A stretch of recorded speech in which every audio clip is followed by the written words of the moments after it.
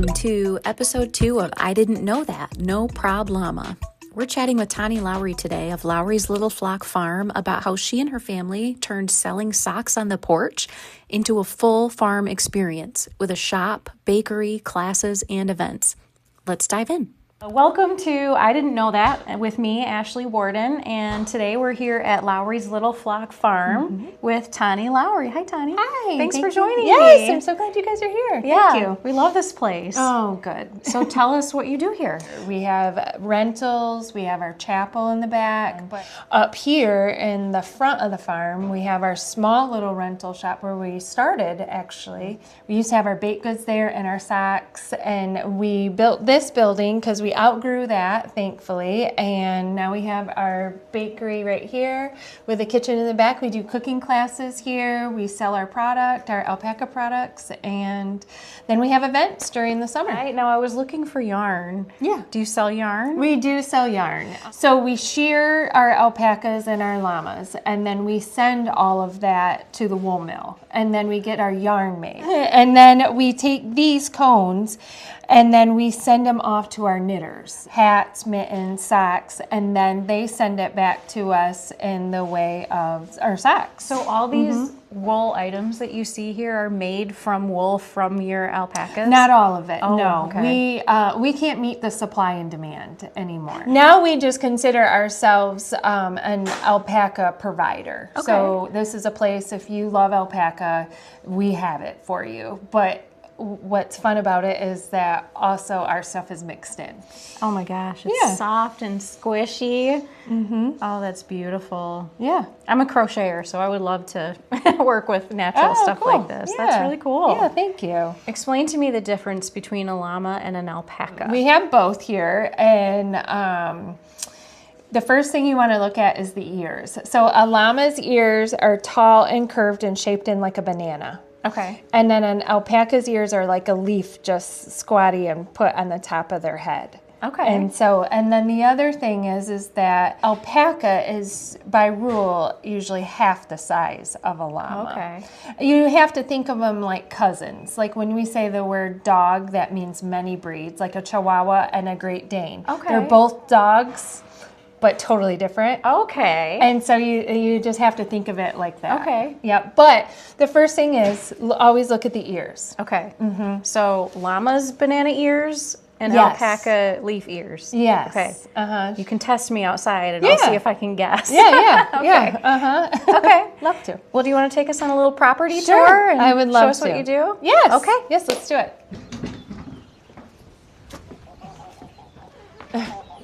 That's Curly out there. He's our most misunderstood goose here at the farm. He's a good daddy. Oh, what do you mean by misunderstood? See how he puts his neck down and he just sees all of us and he's just guarding his ladies. Oh. And they're most aggressive around this time of year because they're in nesting season in their brain. And so that's really all that it is. Oh, and you can Curly. see over there by Curly, he has, there's a rabbit over there. We have a lot of domestic free-range rabbits. Once that happens, then they multiply, and so. Of course. I've had a few in my garden bed at home before. Oh, so. yes. Yep, these are emus, Nigel and Cordelia. You'll hear that thump sound if they do it again. It kind of sounds like Jumanji, but they have a drumming system in their necks, and so they make that sound. I didn't know that. Yeah, and so this is Betty. She just had twins, and she's been with us. She's probably our oldest goat here. And that's Buster back here. He's one of our originals also. But in this pen is all alpacas in here. And out in that pen over there is llamas. Okay. See that brown one right there? Yeah. So that's called a Hurezo, and so he's a mix of a llama and an alpaca. Oh. Yep, that can happen. Okay. But they're sterile, like how You can't eat my fingers. horse and a donkey breed, you get a mule, and they're sterile. Yeah. Their gestation is a month. I saw them breed a month ago, so I knew that was coming.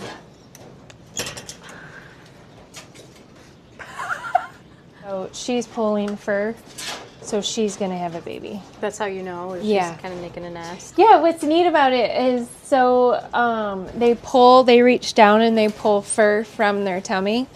And when it is around that time for nesting time, then it numbs out.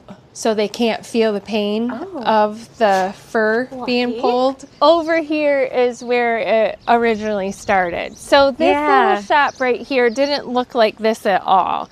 So this used to be like a little shop that was over by the Liberty General Store. I figured out who owned it, and I called him up, and he said no, because he was selling that corner of the property, and he said, well, whoever might want to buy it might want that. And I was like, fair enough. Fast forward another year, and I was like, hey, still sitting there. So, and then he's like, sure. I said, I already have an offer. I'll pay you $3,200 and take it. Then it cost me more to move it. For sure. Oh yeah. my gosh. And then we got the cement slab there, and so we had something to land it on and stuff. And all of that cost me more than the little shack that I just bought. So that's where we have our story time. Yeah. And then we do other like events in there too, like our watercolor classes, and Santa will come there in the winter and Christmas time. So it's impossible to keep these clean because Curly and the geese like to come and take their beak and go like this when it's during story time, and they're knocking to come in. Oh. I love the checkerboard floor, the paint. That wasn't here, and so I had a painter come in and cool. and do that and stuff. But it's just, I mean, I can't believe that in this teeny little space I had a bait case, and this is all the stuff that you see in the big shop was in here. Yeah. Isn't that crazy? Yeah. We're like, it was so You made it work. We did. It all started on our porch, though. So I sold the socks on a table, probably that table, and on my front porch during COVID. And then I just put out on Facebook, like, hey guys, like we just invested in all this stuff, and then COVID hit, and it was a moment of panic. And we're like, anybody need any alpaca socks? And then all of a sudden people just started coming, and then it made us feel like, okay, this will work. This will be okay. Something good did come out of that crazy, crazy time. So your open season isn't just now through the summer. You do things all year round. And we're open year round. But Tammy Collins and Paul Zagenfuss will come on out, and we're open to other fitness instructors out here too, and to do other classes and stuff. We actually just set up right here, or a spot right on out over there by the swings. And the goats and rabbits and geese are all going to be in your way. So that's the best part. You hear all the noises and the donkeys cheering you on. Tell us a little bit more about the Kids Entrepreneur Day. So that day is August 15th, and it's my favorite day of the year. It really, really is. We have so many kids that sign up for that day. It is wildly successful, and we have about 100 kids. So they each bring a table, and whatever they're selling, their product, their art, or even their service they can provide. Like if they do lawn mowing or pet watching, and then they just advertise for themselves. And then the community comes out and supports the kids, and usually the kids sell out of all their stuff. That's always the goal. I encourage the community. I'm well aware that you probably don't need all of the bracelets, but come and encourage them and support them. That's what it's all about. And that they're learning about entrepreneurship. That you'll see the kids start moving around in the tables because they are learning the art of trade. And we're like, hey, I will give you a bracelet if you give me a bar of soap, or, and stuff. And so it's neat that they're just learning all of those things. Yes. Yeah. And you do weddings here on the farm We too? We do. Back at our chapel, we do chapel services in the summer once a month, and then we also have where you can get married back there, renew your vows, or memorial service. Again, when you rent it, then people usually just come out here and sit here, and then these drop down and have a little bonfire and stuff. And then this is all lit with lights, and so it's a nice little space. Nothing fancy, nice. But it works. No, it's perfect. I want this in my backyard. Yeah. I was sitting in church one day, and we had to fill out our paperwork, and we needed a name for the farm. And we were like for 2 weeks, couldn't decide. And then our pastor, Jason at JFM, he read that verse, "Fear not, little flock." And when I heard little flock, I was like, oh, Lowry's Little Flock Farm. For a wedding, we're not your typical wedding venue. Our evening services out here is good old country church, and I love it. Yes. You do that every Sunday? Or? We do it one Sunday a month, May or June into October. There's wedding packages, then there's that. But if people want to come back here and do photo shoots, I mean, they're only back here just for like a short few 10-second minutes or so. I mean, what do you charge for that? You know, I mean, there's so many things where you can get gouged these days on. It's just like, if you want to go ahead and drop a donation in our thing, we appreciate that. I mean, we don't charge for people to come to the farm.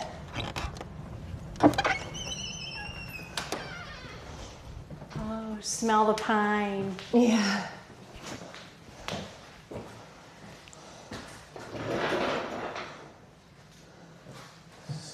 Oh, it's beautiful. It's gorgeous. And it's pretty from this angle too. Oh, there's a little, a stained glass window up there. Yeah, I found that in one of the antique shops in Allen. So cool. That spot was framed for that window. So And that must be a custom window. It was from Jackson Glass. Okay. Yeah, they did that. And that was nerve-wracking. That's one full piece of glass. Wow. Uh-huh. Yeah, you can ring the bell. Oh my gosh. Yank on the thing. Just keep yanking. Oh. Just go up and down. Oh, like that. Okay. Yeah. Okay. Is it ringing? There you go.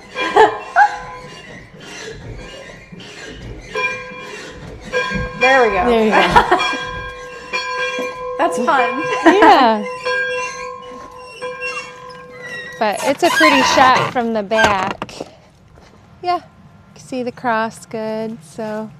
And it's really pretty if they want llamas part of their wedding. They just walk right on up, and then they walk down the path again with the llamas. And then the brides and grooms will sit there and get pictures taken. My grandpa and my uncle built this place. None of the farm was here at all. It was just the house. Oh, wow. So like the farm that you see was just all like this. And so we put all that on. Wow. And so how did the farm start? Started with just 2 ducks. So how did it go from there? So, we moved here, had the acreage, and then someone offered us a couple khaki Campbells is what they are, the brown ducks.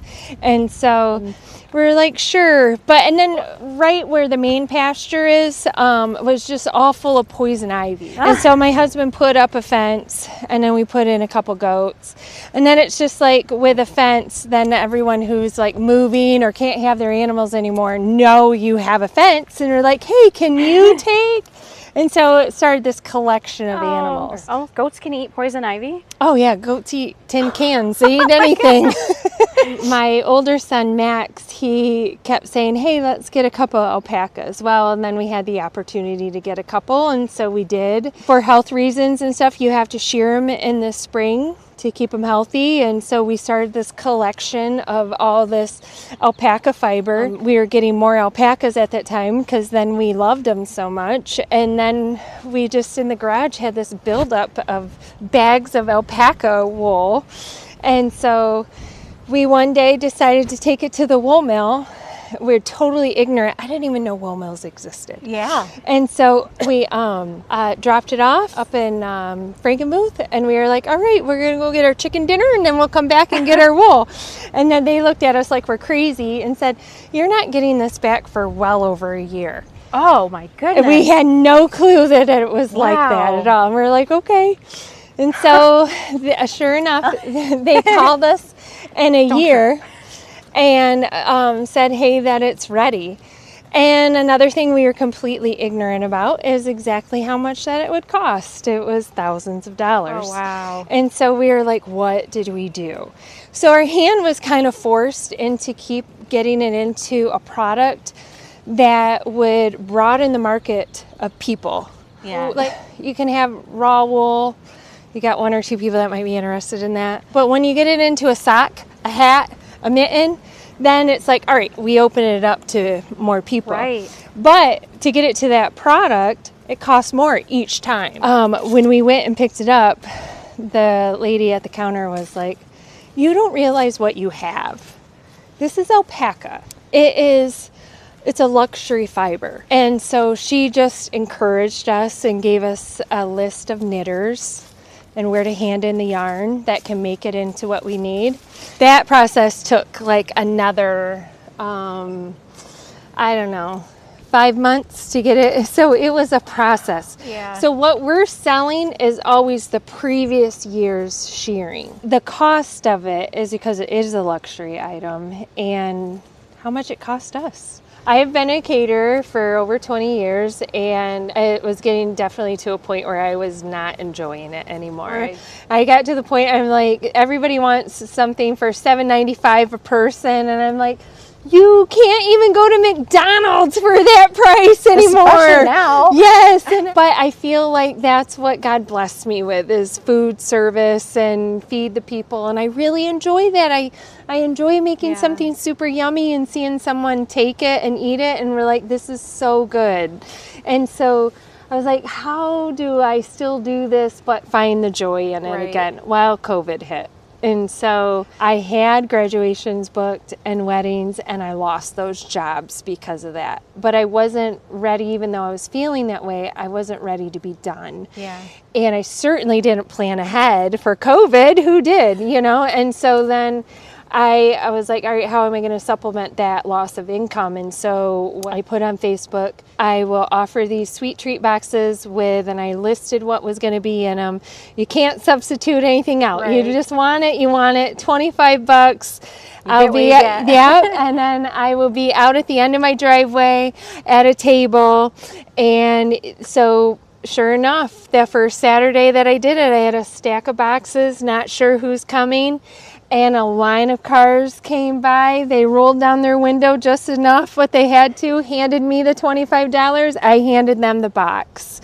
And so with that money, that's how I bought the little Liberty little store there, just cash. It was like, here you go. What was joyful for me again is that I was picking what I wanted to make. And then so with cooking classes, I just absolutely adore teaching the kids and it's fun and it's amazing what they don't know and what adults don't know. But my other favorite thing that we do here is we have special needs groups that come out. I would teach them, help them with like the basics in the kitchen of like, here's how we flip an egg and here's how we make a pancake or quesadillas, whatever they tell me, dog treats and stuff. And so that is super fun and that's so joy filled. And so, I mean, this is such a happy place. I think it is. It really is.